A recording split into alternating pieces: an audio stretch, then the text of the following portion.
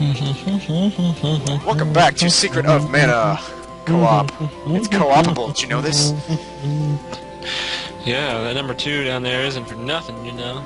Yeah, and you can actually have 3 players on this.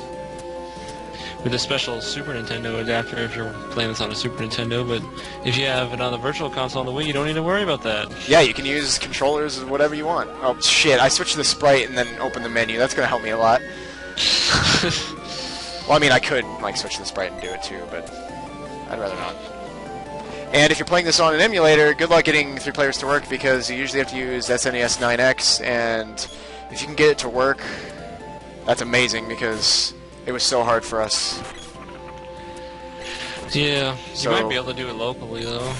Yeah. I mean, if we messed around with it enough, I'm sure we could have figured something out, but it was just too much for us.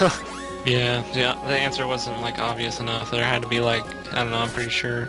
I mean, well, I don't really know anything about networking, so there's no way I could, like, open up any options. Yeah, I had no idea. So now we need a whip and Indiana Jones our way across. Yeah, there'll be many circumstances like that where you have to use whip to get across. It's a decent weapon, though. It's ranged and pretty useful. I can switch back to the spear now. It's probably my favorite weapon to use is the spear, just because it's powerful.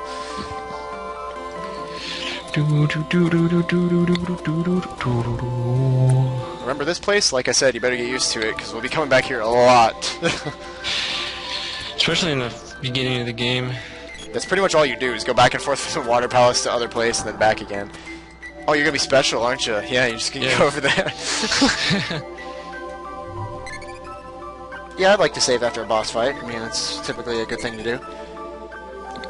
Undine, or Undine, as they say in Tales of Symphonia, the elemental of water, lives in a cave behind a waterfall. It's east of the steps leading to this palace. You've got to find her. Her seal on this palace has failed, and I fear she's in great danger. Let's go Matrix style. I don't know what that means exactly, but... Apparently Matrix style also means twitching down the stairs. Yeah, we have a seizure when we go downstairs. Doesn't make any sense. Now, this part's actually really easy, and you shouldn't have too much problem with it, unless you're doing a no-armor run. Which I was doing the other day, so I got to this point, and that's where I stopped after I got Undine, so... Yeah, don't do that, it's like impossible. Yeah, I'm kind of stuck now, pretty much. You know, you, like, constantly get, like, 50 damage done to you at, like, level 20, practically. It's like, come on. Yeah, because leveling up doesn't really give you very much extra defense. It's like 1 extra boost, like 1 point of defense every level or something like that. It might even be like every other level. Yep, leveling up mainly just increases your HP, MP, and your magic attack and defense. Yeah. That's pretty much it. Yeah, and the max MP you can have is 99, and you actually reach that at about level 60-something. And the max level is 99. Yeah, so this is this little tadpole that we're kicking its ass. Then it turns into the real boss, which is Biting Lizard. I think that's his name or something. Mm-hmm. And if you want to find out, you can actually use this thing called targeting. And there you go. I mean, you can click on him. I think it kind of focuses the AI or something. I don't know what it does, to be honest. Yeah, if you want to understand Square Enix's programming, then go ahead, but I don't really know how they do some of this stuff, and whoa. Yeah. I don't really know why they call it a biting lizard, though. He, like, licks us. He doesn't, like, bite us. Oh! Yeah, sometimes you can kind of glitch it to where you don't get hurt when you get, like, knocked out of his mouth, but I can't figure it out. But see, that Cure Water is so overpowered. It heals him for almost 200. I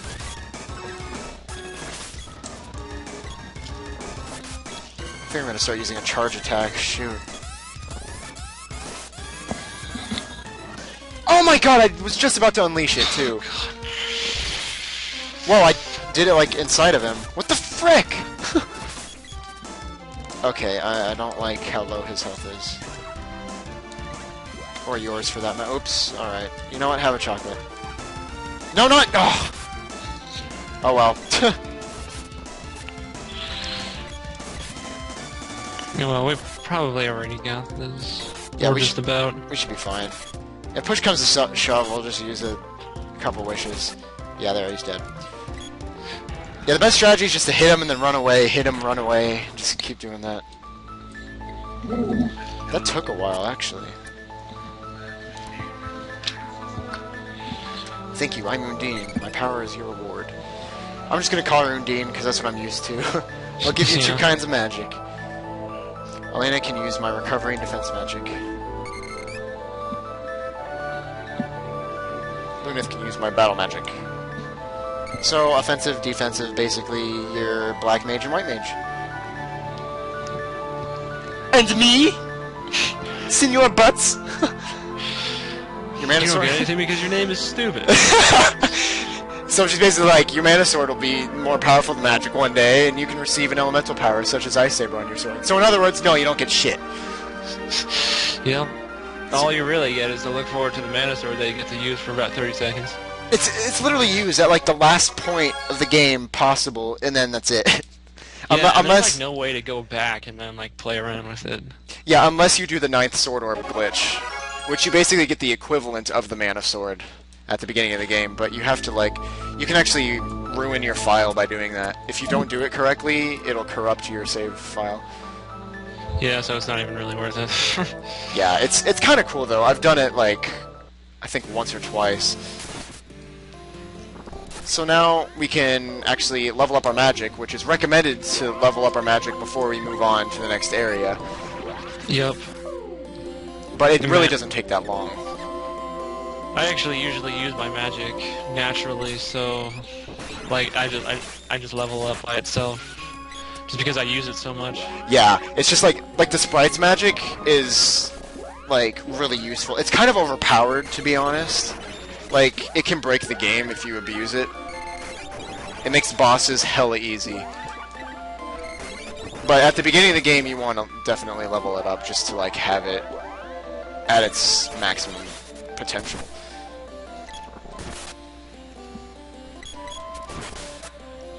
So yeah, with the Ice Saber, you can turn enemies into snowmen occasionally. And I think this ice does a little bit more damage to these fish. But I'm not sure. I think they're actually weak to... They're either weak to fire or ice. See, that's what happens when they're snowmen. They're basically petrified. That's basically the same thing. They just look like snowmen.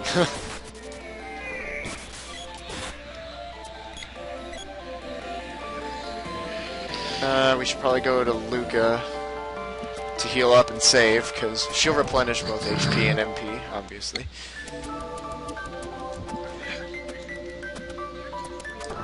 A bit quicker and easier to actually, like, save, or, like, heal up and stuff, as opposed to Final Fantasy games.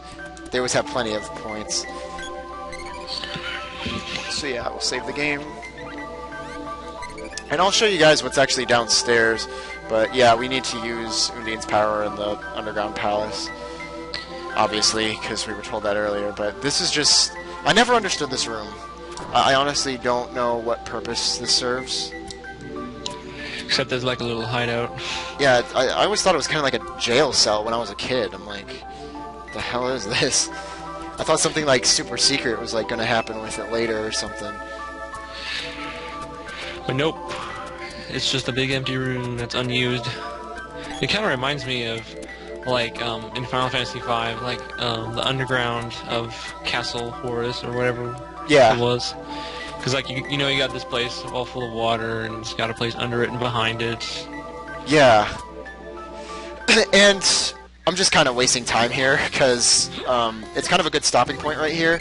So I'll just, like, show this little grinding session, because we have a little extra time. It's only up to 10 minutes, so might as well grind our magic up. It doesn't take very long to get this to level 1. It'll take a lot longer later, and we'll probably off-screen most of that. At least the necessary magic grinding. Yeah, the only bad thing about frostifying enemies is that they're untargetable. Yeah, you can't attack them while they're like that. It's cool. We're not really... Whoops, I meant to go heal again. But we can use some experience. It's cool. I'll just use this stuff on myself so you guys can keep fighting. Yeah, that's cool. If I could stop getting trapped by these stupid fish, like, alternating attacks on me. Those fish are deadly, man. Ah! Yeah, they are pretty powerful, to be honest. But yeah, to level up magic, you just have to keep casting it. It gives it, like, a certain amount of points, and once you get it up to 100... Yeah. It levels up. And like Square Enix does this a lot, but when you have like an action RPG like Secret of Mana, the way you choose your targets is done well. At least for allies, it is. It's done horizontally rather than in relation of where they are. Like if I have Cure Water selected, it'll basically select myself first. So if I want to select the hero, I press left, and the sprite, I press right. That's basically how it is. Just look at the bottom of the screen, and that makes it a lot less confusing. Yeah, that's something that's pretty hard to get used to. And then you just like double tap like either way to select all. Yeah, but I believe with the enemies, it's where they are in relation of the arena or the area. Yeah, it's confusing, but like once you play it, like you get used to it. It's kind of hard to explain how everything works. You just kind of get a feel for it eventually. Yeah. And then you're like, okay, I get it. It's like the way the circle menu works. Exactly. It just takes doing it to get used to it.